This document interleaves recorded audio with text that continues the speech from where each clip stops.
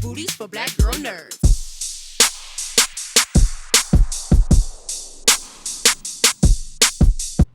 So both of you are fathers of teenage girls, and you incorporate, or I should ask, did you incorporate your own kids' experiences into Riley's story while you were crafting together this film?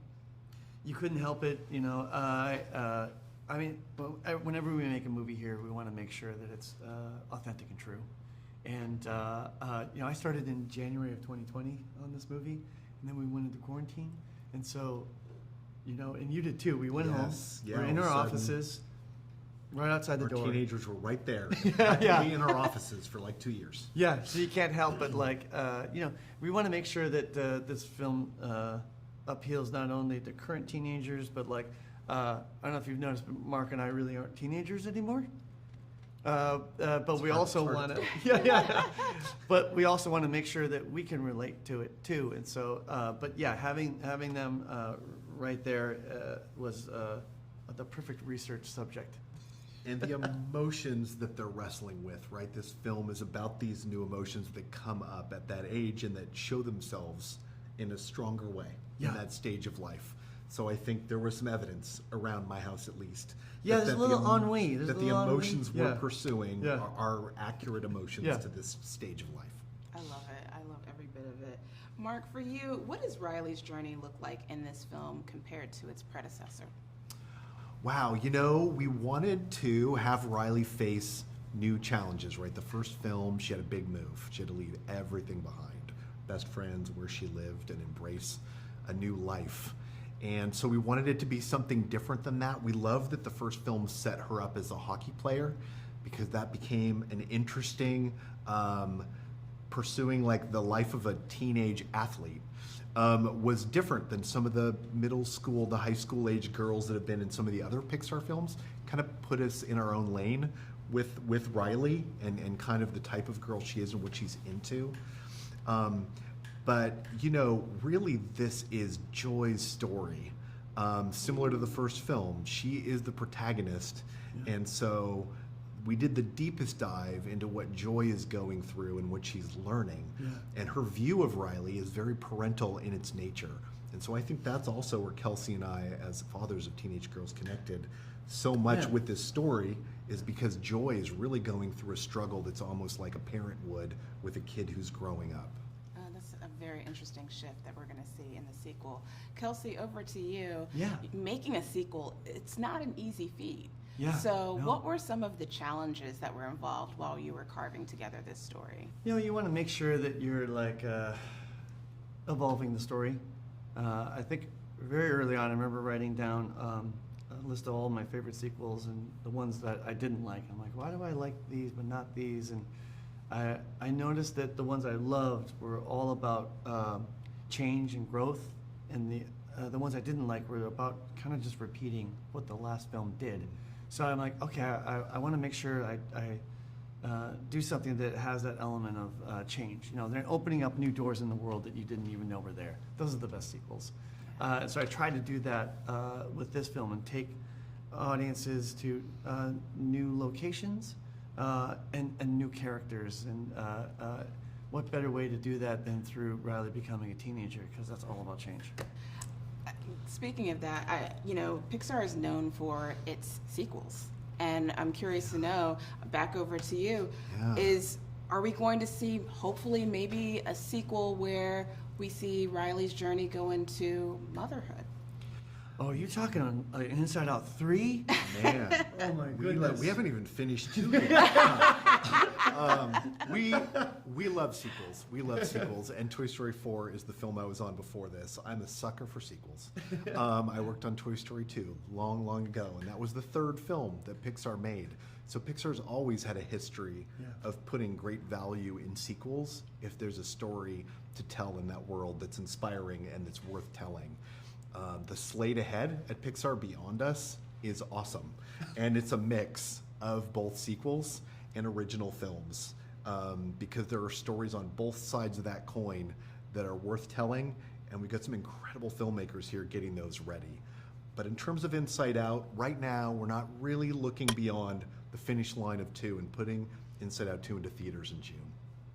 Well, thank you so much for taking the time to speak to Black Girl Nerds. I can't wait for everybody to see this. It's such a brilliant film so far that I've seen. That's awesome. Thank you. We want to show That's- you the rest of the movie. That means a lot.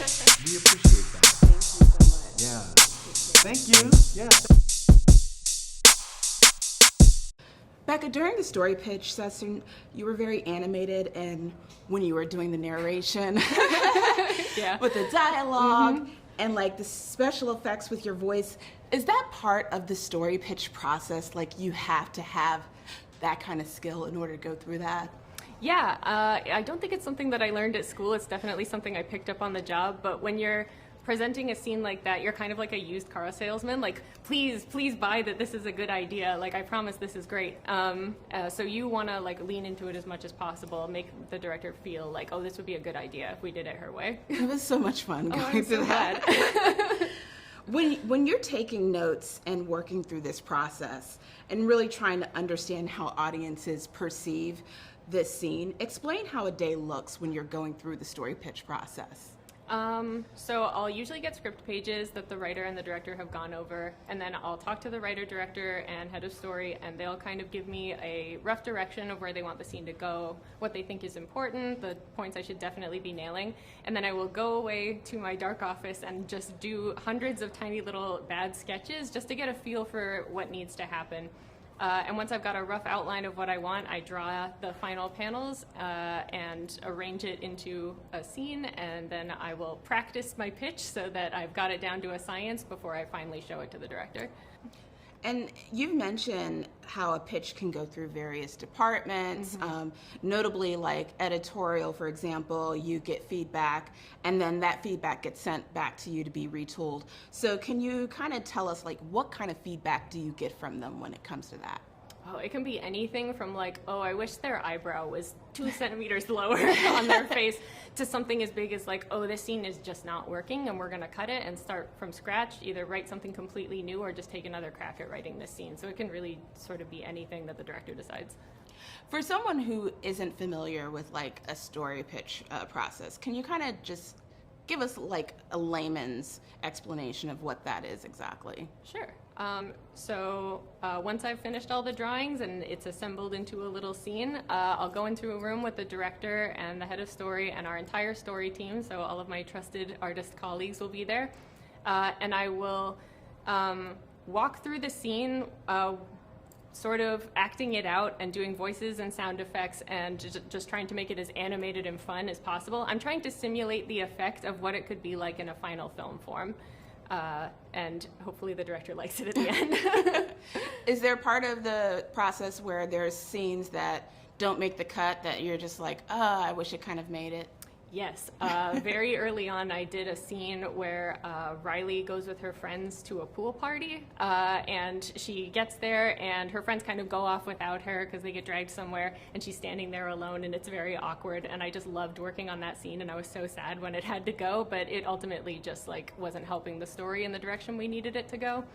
So I had to say goodbye. And I mean, this is such a beautiful film. It's going to resonate with so many people. It's going to resonate with young girls, but it is a universal theme. What do you hope that audiences overall will take away from watching this sequel? I know that the first film was able to accomplish this really incredible thing of giving people a vocabulary to be able to talk about things that maybe they would have found too difficult to talk about. And I'm really hoping that this film does that same thing, but for like some even more complex emotions, some stuff that maybe people didn't even recognize in themselves before they saw the film.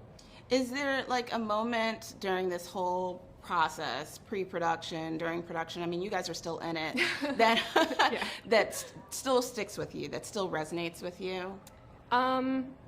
A really fond memory I have is there was a time on the film when a bunch of the women on the crew all kind of got into a room together with some tea and just talked about our early teenager memories. And it was amazing how, like, from the oldest woman in the room to the youngest, our experience of 13 was pretty much exactly the same. Like, it was really like we were speaking a universal language. And I'm glad that you brought up like the women that were involved in this. Mm-hmm. How much of a role have women taken place in the production of this film? Like pretty huge. When our story team first started, I'm pretty sure that it was the first majority women story team ever in Pixar's history, which was fantastic. And then our lead editor is a woman. Like, the women on this film gave so much of themselves, and you can, I think, really kind of feel their heart and their honesty in the film. Well, Becca, thank you so much for taking the time to speak to Black Girl Nerds. I wish I had a movie like this when I was 13. Oh, I'm so glad. And I really appreciate your time. Thank you so much. Thank you.